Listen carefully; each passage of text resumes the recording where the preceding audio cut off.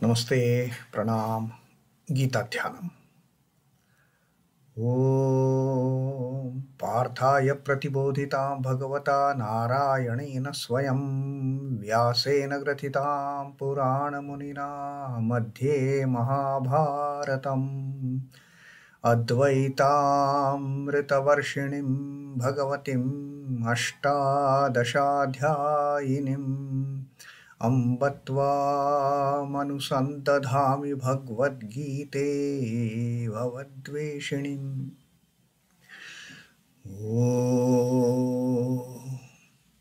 O Bhagavad Gita, with which Lord Narayana himself gave enlightenment to Partha, the ancient sage Vyasa included it in the Mahabharata. O Goddess, showerer of the nectar-like knowledge of non-dualism contained in your 18 chapters, O my affectionate mother, the destroyer of rebirth, I meditate upon thee. Krishna Vandana. Vasudeva Sutam Devam Kansachanuramardanam Devaki Paramanandam Krishnam Vande Jagadguru. Son of Vasudeva, the slayer of Kansa and Chanur, extreme delight for Mother Devaki, O Lord Krishna, the supreme teacher of the universe, my salutations to you. Our reading from this last adhyaya of Srimad Bhagavad Gita, the Moksha Sannyasa Yoga, 18th adhyaya. And Arjuna, having raised that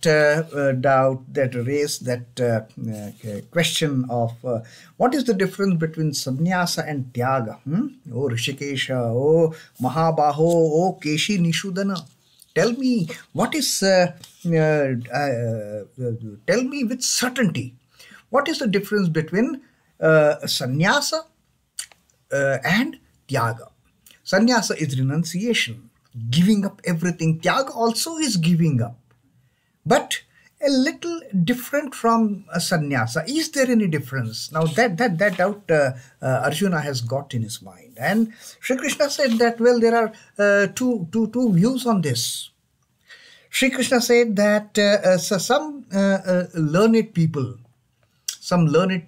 they are of the opinion, they have this view that the abandonment or giving up the work which leads to desires, or rather giving up the work which is done with something in mind, that is sannyasa.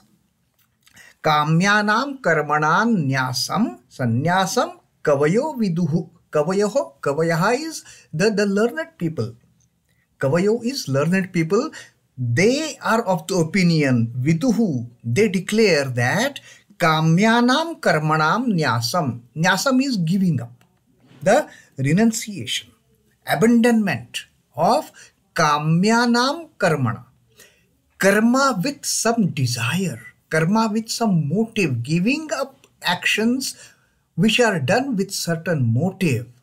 Sri Krishna says that is sannyasa.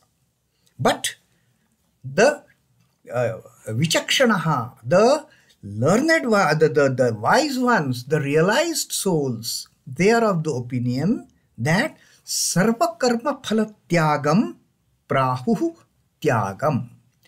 The giving up of the fruits of actions. Karma phala tyaga, not giving up the karma. Like what those learned people had said, giving up karma itself, which is done with some motive, giving up that karma is sannyasa. And Sri Krishna says, some learned men, some wise men, some realized people, they have this opinion, they have declared, they are of this opinion that sarva karma phala tyagam. Don't tyaga the karma, don't give up karma, but give up the karma phala. Give up the desire to attain some fruit, and with the intention of getting that fruit, doing karma. That is the ordinary kamyanam karma. But they say that give up the fruit itself. Like what Sri Krishna told us in the earlier, that Karmanyevadhikaraste ma phaleshu kadachana. You have no right to look for the fruit of the karma. Your right. Your duty is only to perform the task. Don't look for what I am going to get out of it. And Sri Krishna says that the wise men, the realized people, the enlightened people, they are of this opinion that giving up the fruit of action, not giving up action, giving up the fruit of action is termed as tyāga. Now Sri Krishna, then we also read about Sri Ramakrishna's teaching that how the sattva, the person with the people endowed with sattva guna, they need not do anything. The Lord takes care of them. But till the rajasic and tamasic tendencies are there, we have to do the work.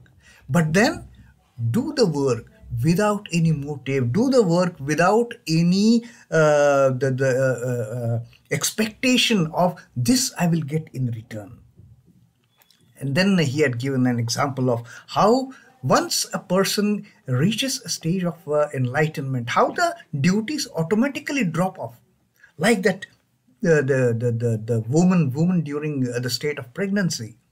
That as the pregnancy advances, her day-to-day activities, they keep on coming down. And when the child is born, mother's duty is only to take care of the child. Then she doesn't have to worry about what I have to cook, who is going to eat what. Nothing doing. All those, some other ladies in the household will take care of it. For this lady now, the only duty is just take care of the child. And similarly, Sri Ramakrishna says, when the devotee advances on this path of devotion, on this path of spirituality, automatically Lord takes care of all the duties, and then the only duty for the devotee is remain merged in the contemplation of the Lord, contemplation of the Divine Mother. That is the only duty then. So this is what happens in case of, but such people are so few. Most of us, in whom the rajas and tamas are predominant, they have to slog. But then for that, Sri Krishna had also given us a wonderful magic mantra. Do the work, get involved in the work. Don't aspire for any fruits. And before starting the work, utter Om Tat Sat. So that is how the Sri Ramakrishna had told in contention with how the duties they drop off. Now, Sri Krishna in this third shlok that we are going to read today is again going to explain two more opinions, two more incidents which are spoken of by philosophers, which are spoken of by learned men regarding the Tyaga and Sannyasa. Now, Sri Krishna says in this third shloka, tyājyaṃ doṣavadityeke karma prāhurmanīṣiṇaḥ yajñadānatapaḥkarma na tyājyamiti cāpare. Manīṣiṇaḥ. Manīṣiṇaḥ is the philosophers, those who have thought over all these intricate issues in life, in a person's life, in the life of humanity. Those who have put their brains in trying to understand what is all this.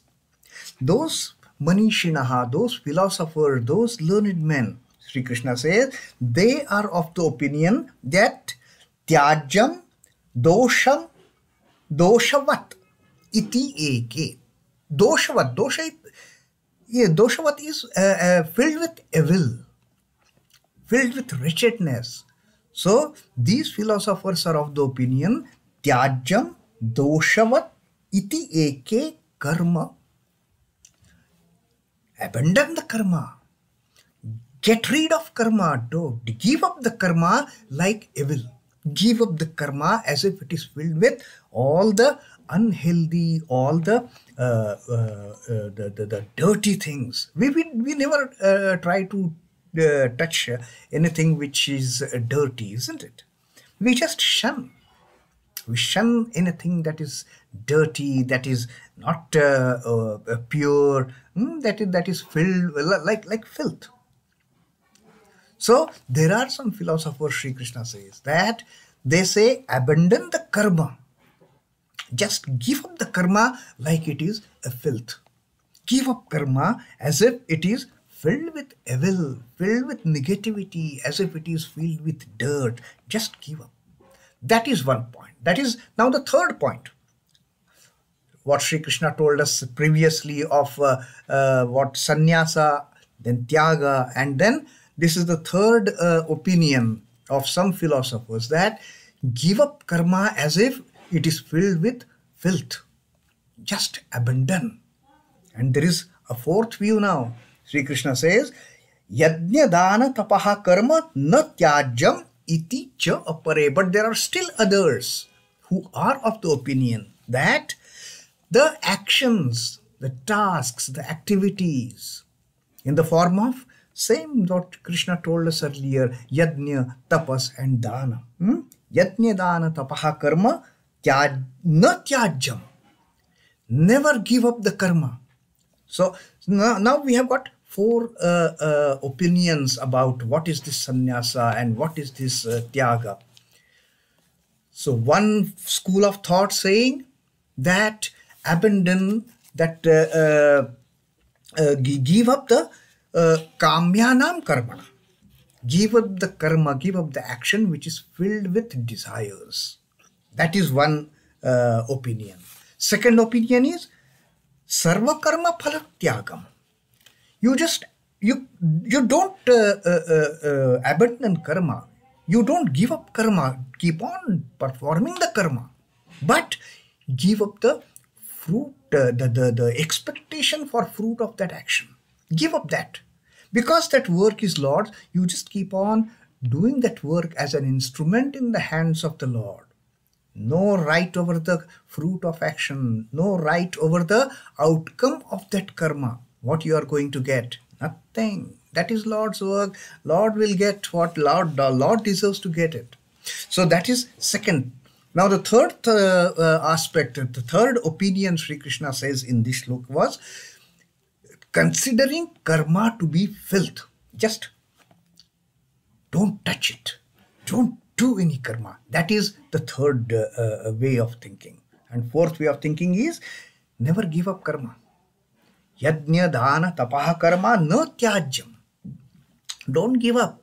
So Sri Krishna has indicated in this with this two verses that there are four kinds of possibilities. There are four kinds of explanations which the learned people, the realized souls, the philosophers, the great sages, they have spoken about sannyasa and tyaga. Now, cause and effect contained in karma in all of its forms. You see, the moment we take up any action, the moment we start doing any work, there are both good and bad attached to it. Anything in this creation is filled with these pairs of opposites. Everything in the universe will have good and bad. Now here Swami Chidbhavananda has given two examples. One is rain. Now when it rains, when the crop is sown, seeding is done, and it rains, it is most appropriate for that crop to grow. But if somebody is constructing a house, a house under construction, and suddenly it starts pouring cats and dogs, the entire construction activity comes to a halt. Now, for the farmer, that rain is a wonderful thing. But for the person who is constructing house, oh my God, it had to rain now only when I am in the midst of construction. Rain is same. The outlooks are different. For the farmer, it is a blessing. But for the one who has started constructing a house, the rain at that particular stage, it is a disaster. Another example Swami Chidbhavananda has given here is that of a lamp. Now, Supposing we light a lamp with the wick and oil in it, and we start reading Bhagavad Gita under that light of the lamp. Now, it is doing such a wonderful, the use of that lamp. The lamp is put to such a wonderful use, such a holy use, that under the light of that lamp, I am studying, I am reading Bhagavad Gita. Now, while I am reading Bhagavad Gita, suddenly one insect comes and drops on that, falls on that flame and is perished. Now, the lamp remains same. It is doing two duties for that matter. One is providing light for me to read, and another way is it is just a disaster. It is resulting killing of that poor insect.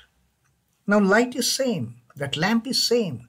So every action that we do is filled with good and bad.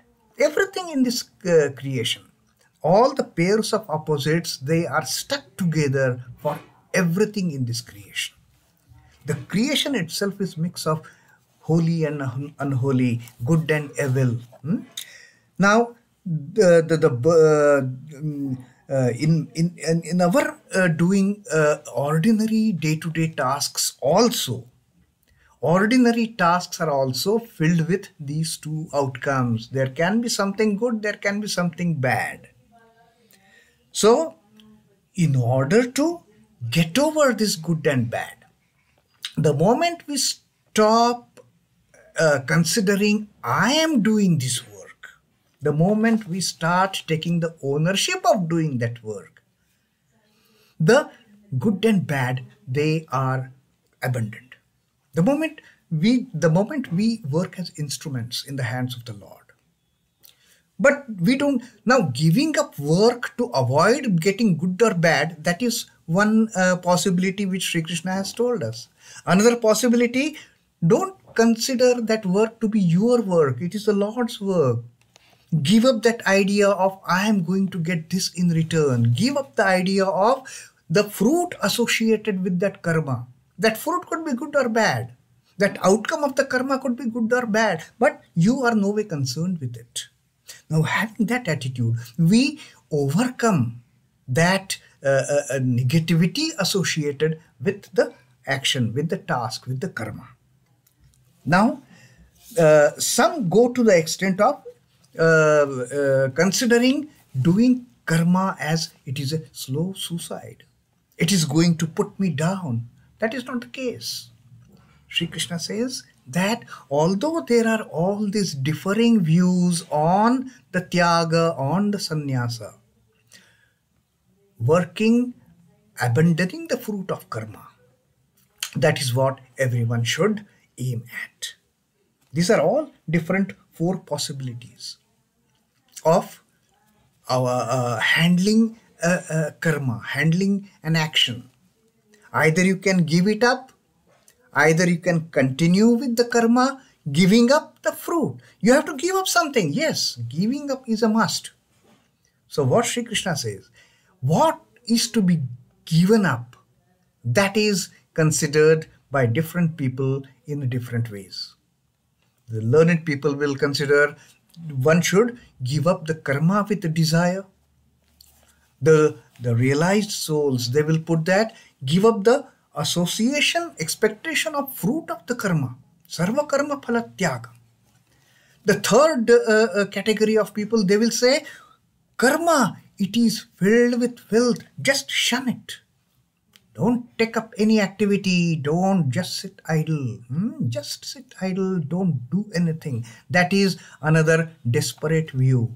And the fourth view will be, never ever give up karma, which is something similar to the second opinion that Sri Krishna had told us in the previous shloka.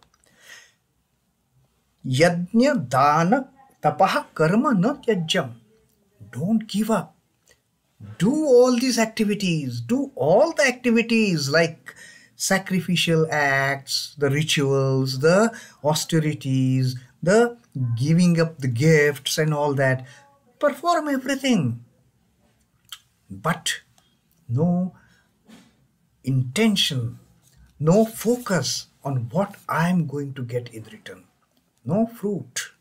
So that way, Sri Krishna has now told us about the 4 views which normally the learned people, those who have studied the scriptures, those who have realized the God, and the philosophers, those who contemplate upon the day-to-day problems that are faced by humanity, their views. Now, what is Lord's view? We will see it in the next shlok that we will going to read. What is the view of the Lord in this respect? He has given views of the learned people and all that. That we will see in our next reading. Till then, Om Namo Bhagavate Vasudevaya. Sri Krishna Arpanamastu. Jai Sri Ramakrishna. Jai Thakur. Jai Ma. Jai Swamiji.